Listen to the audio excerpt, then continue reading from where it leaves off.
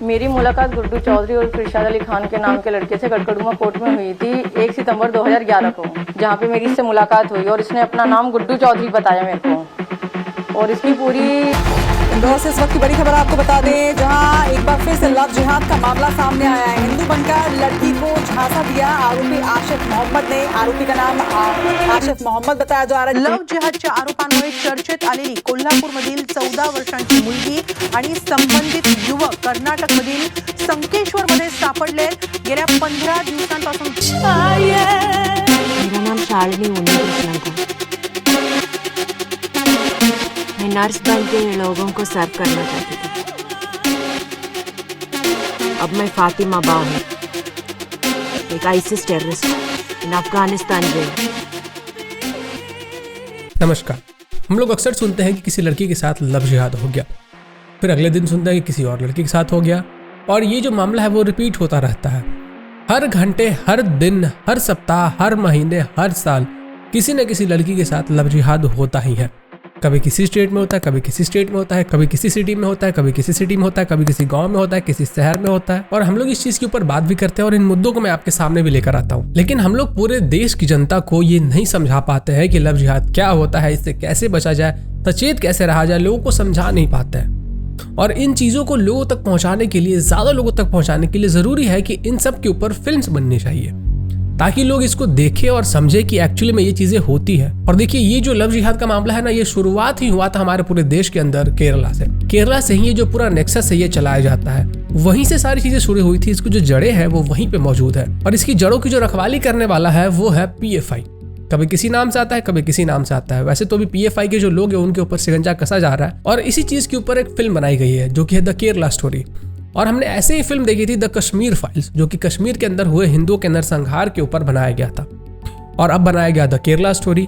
और केरला स्टोरी में ऐसे ही 32,000 लड़कियों के कहानियों के बारे में बताया गया है। इंस्टाग्राम के माध्यम से और वीडियो के नीचे कमेंट करके लोगों ने मुझे सुझाव दिया कि मैं ये जो द केरला स्टोरी मूवी है इसके टीजर के ऊपर रिएक्ट करूं। तो चलिए आइए देखते हैं कि ये जो द केरला स्टोरी मूवी है इसके टीजर में हमें क्या क्या देखने को मिलता है।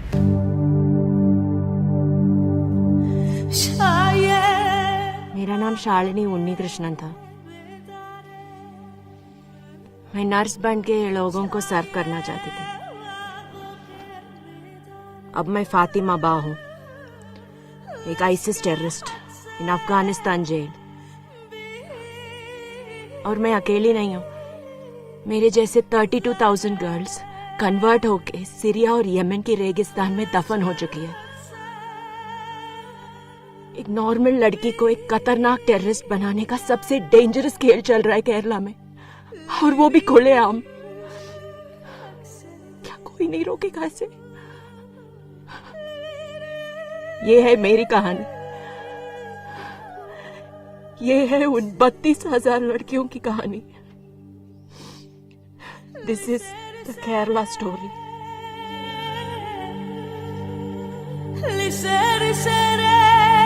सो इस टीजर में जो दिखाया गया, ये जो एक्ट्रेस है इनका नाम जहाँ तक मैं जानता हूँ अदा शर्मा है, और इनके एक्सप्रेशंस बहुत ज़्यादा नेचुरल थे। और जब मैंने पहली बार इसका एक 6 सेकंड का एक क्लिप देखा था जो मुझे इंस्टाग्राम के ऊपर शेयर किया गया था, तो मुझे लगा कि ये एक्चुअल स्टोरी है किसी की, जिसको कि पकड़ के टेररिस्ट बना दिया गया है, मिडिल ईस्ट के अंदर उसे कैद किया हुआ है, और उसने एक वीडियो रिलीज किया है। क्योंकि उस क्लिप में ना जो बैकग्राउंड म्यूजिक था वो बहुत ज़्यादा कम था, तो वो बहुत न्यूट्रल लग रहा था।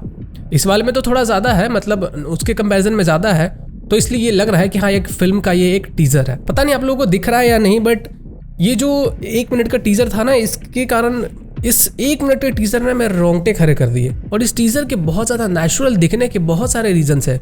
जैसे कि देखो, मैं बैंगलोर में था, तो वहाँ पे मैंने ना अलग अलग स्टेट से जो लोग आते हैं मैंने उनसे बातचीत किया है, तो उनकी हिंदी किस प्रकार से होती है, वो किस प्रकार से बात करते हैं, कैसे प्रोनाउंस करते हैं, वो मैं जानता हूँ। तो ये जो एक्ट्रेस है ना अदा शर्मा, जिस एक्सेंट में ये हिंदी में बोल रही है और इनका जो प्रोनाउंसिएशन है हिंदी शब्दों का, वो एकदम हूबहू केरला के लोगों से मिलता है।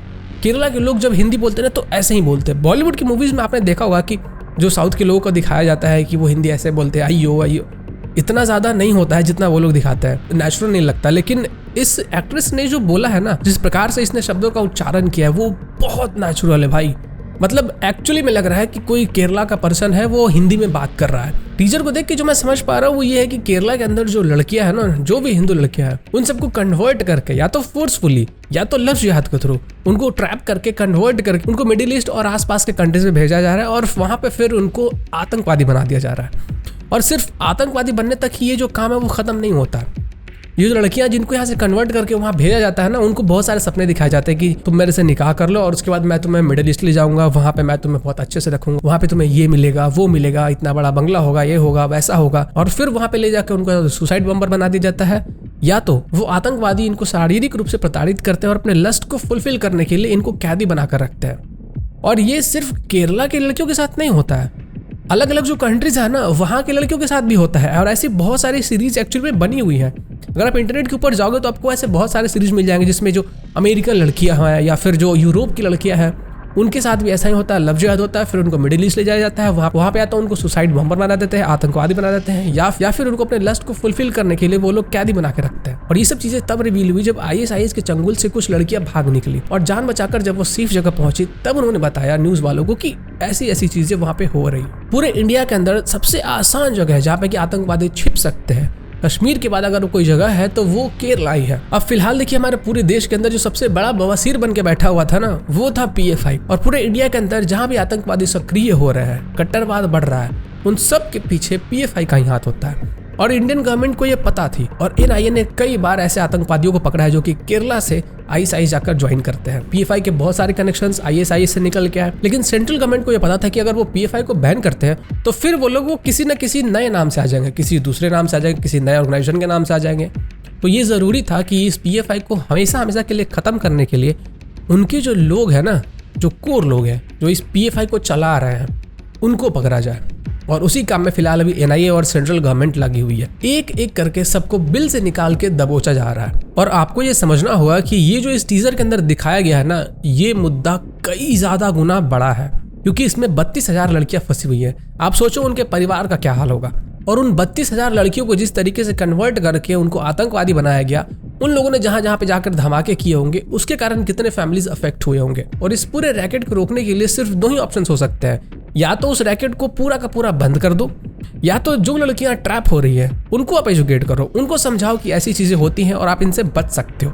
और अगर दोनों कामों को एक साथ किया जाए तो ये पूरा का पूरा रैकेट और जल्दी क्लोज होगा। तो NIA और सेंट्रल गवर्नमेंट ऑलरेडी इन सब चीजों के ऊपर काम कर रही है। जो लोग इन्वॉल्व हैं उनको पकड़ रही है, उनके ऊपर कार्रवाई कर रही है और कोशिश कर रही है कि उनको जिंदगी भर के लिए जेल में सड़ाया जाए। दूसरी तरफ लड़कियों को एजुकेट करना जरूरी है कि ऐसी चीजें हो रही है और आपको इनसे बचना है। तो आई होप कि जो फाइनल मूवी बन के आएगा इसमें और भी चीजें कवर अप की जाएंगी। अब ये जो 1 मिनट 20 सेकंड का टीजर है ना, इसमें एक्टिंग के ऊपर तो कोई डाउट ही नहीं है मुझे। फाइनली हमें ये देखना होगा कि मूवी की जो स्टोरी है वो इसको लोग कैसे नरेट करते हैं और कैसे उसको रियल लाइफ से कंबाइन करते हैं और लोगों से कनेक्ट कर पाते हैं। वैसे जो भी लोग केरला से हैं, मैं उनसे जानना चाहूंगा कि आप लोगों का इस मूवी के ऊपर क्या विचार है।